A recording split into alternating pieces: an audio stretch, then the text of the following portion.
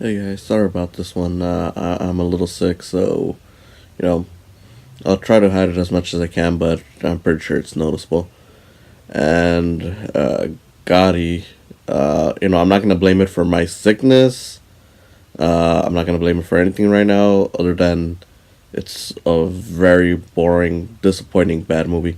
I mean, when I heard about this, I thought it was gonna be like, oh yeah, this is gonna be one of those really funny bad movies, because that's what everyone went on about, and at times there are. I mean, there's a whole bit where John Travolta, who plays Gotti, is slapping around some characters, and it's using the same sound effect again and again and again, and it's just like, man, there's some Three Stooges, like old physical comedy kind of thing, where it's literally just the same sound effect because it's fake and over the top. Only this is supposed to be in a dramatic scene, so that made it kind of funny, and you get little stuff like that, but not enough.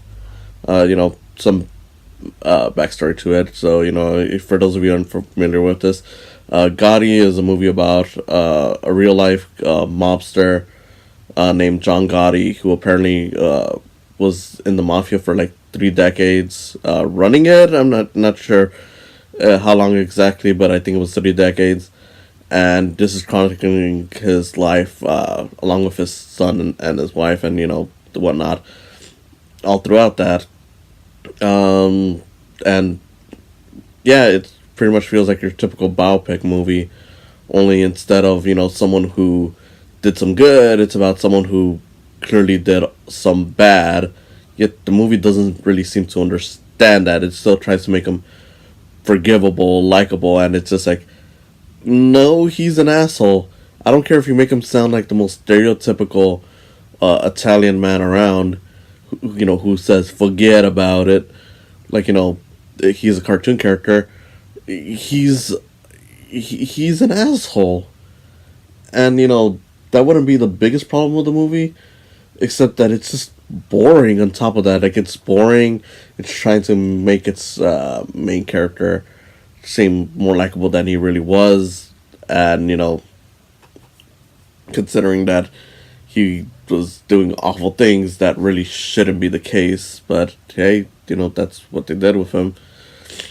Um, and that really about sums up the problems with this movie. It's just, well, okay, there's actually more to it. It's a giant mess. I mean, you could tell that this thing has been through hell just trying to get made, though uh, it clearly, should have just stayed unmade.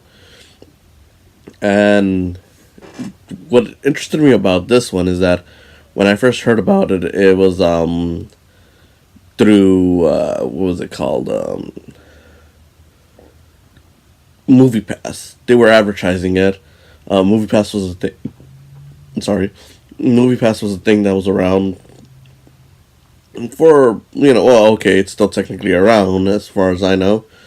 Uh, but it was a thing where you could watch a movie a day for free at any theater. So long as it was just like a regular 2D screening, and it was a good deal. I mean, I started on it when it was like $50 a month, which sounds crazy, but then you look at ticket prices, on a regular basis, and yeah, it's not too bad of a deal.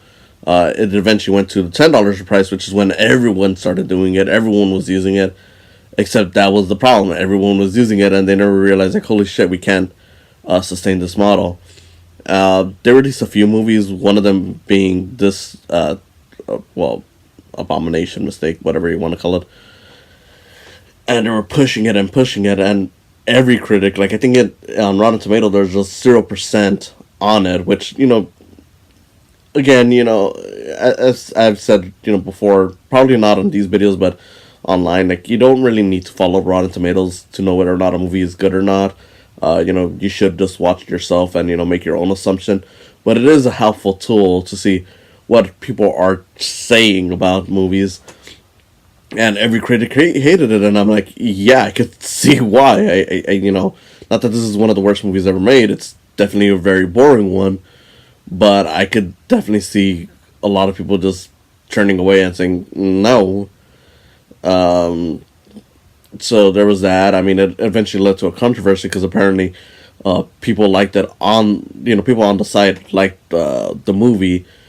Though I think they found out that it was the studio behind it, probably Movie Pass, inflating those boats, which not sure if that's true or not, but it wouldn't surprise me. It sounds like the kind of thing that would happen with something like this, and they were using it as a way of saying like, "Oh, see, people like Gotti, but critics don't. So critics are wrong, people are right." It's the narrative that they always try to push, but they always forget that critics are people too. People who watch movies a lot more. That doesn't mean that their opinion is more valid than yours. I mean, critics sometimes do get it wrong, and we only realize years later that they were wrong. But even then, um, you know, don't just insult them for their opinion. And you don't know what's going on. What shaped that opinion at that point. Like I said, just watch it for yourself. Make your own assumption, but don't trash other people for their views on a movie. It's just the way it goes. So yeah, I don't really know what else to say. I probably would have been able to say more if I was feeling better, which I do apologize because like I said, it's a really dull movie. It's not really all that funny. There was parts where I was falling asleep and then waking up.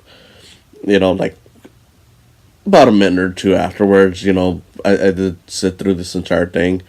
Uh, but there's just nothing to the movie that's all that special. It's trash. It's just trash that is somewhat more interesting knowing the backstory and what went on behind the scenes and how MoviePass tried to make it a success. But honestly, I imagine there's a much better movie in the making someday about how MoviePass became a success and then quickly fucked up their own success.